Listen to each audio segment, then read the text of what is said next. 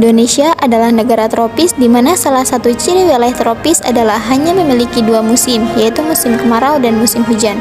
Hujan merupakan salah satu dari siklus hidrologi, yaitu siklus perputaran air dari bumi ke atmosfer dan kembali lagi ke bumi dan berlangsung secara terus-menerus.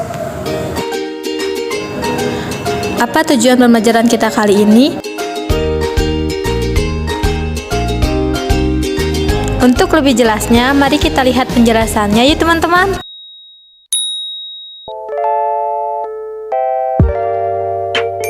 Hujan asam biasanya hujan yang mempunyai pH di bawah 4,4, sedangkan hujan biasa mempunyai pH netral atau tepat 7. Untuk lebih jelas mengenai hujan asam, mari pelajari lebih lanjut.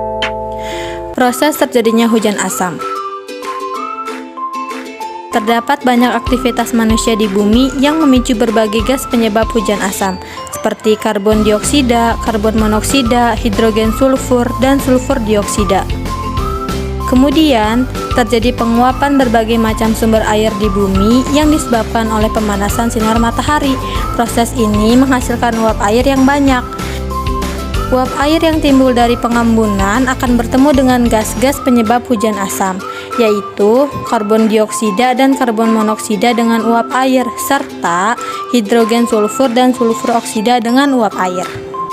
Terjadinya pertemuan uap air dengan karbon dioksida atau karbon monoksida tersebut menghasilkan asam yang sifatnya lemah, sedangkan pertemuan hidrogen oksida dan sulfur dioksida dengan uap air akan menghasilkan asam yang sifatnya kuat.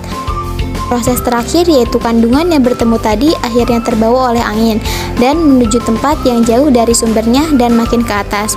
Saat sudah sampai atas, gas-gas yang sudah bercampur dengan uap air tadi akan mengalami kejenuhan. Hal inilah yang menyebabkan jatuhnya titik-titik hujan yang disebut hujan asam. Kita sudah mengetahui apa itu hujan asam dan bagaimana prosesnya.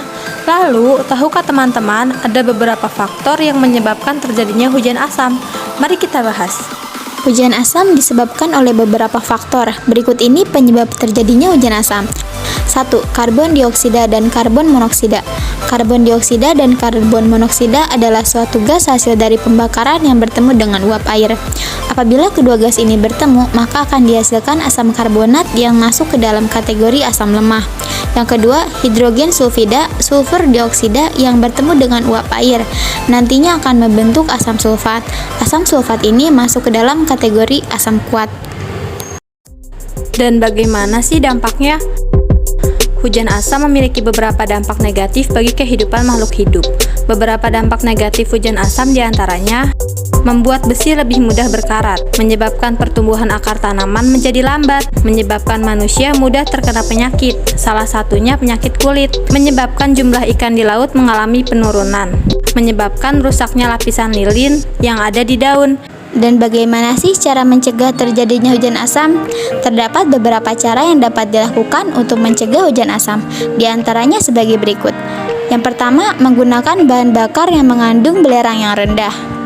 Perlu diketahui, bahan bakar yang mengandung belerang yang tinggi dapat menyebabkan terjadinya hujan asam. Yang kedua yaitu menerapkan prinsip reuse, reduce, recycle. Reuse yaitu menggunakan barang-barang dengan hemat, reduce yaitu mengurangi penggunaan barang-barang tertentu, sedangkan recycle yaitu mendaur ulang barang-barang bekas yang dapat dimanfaatkan.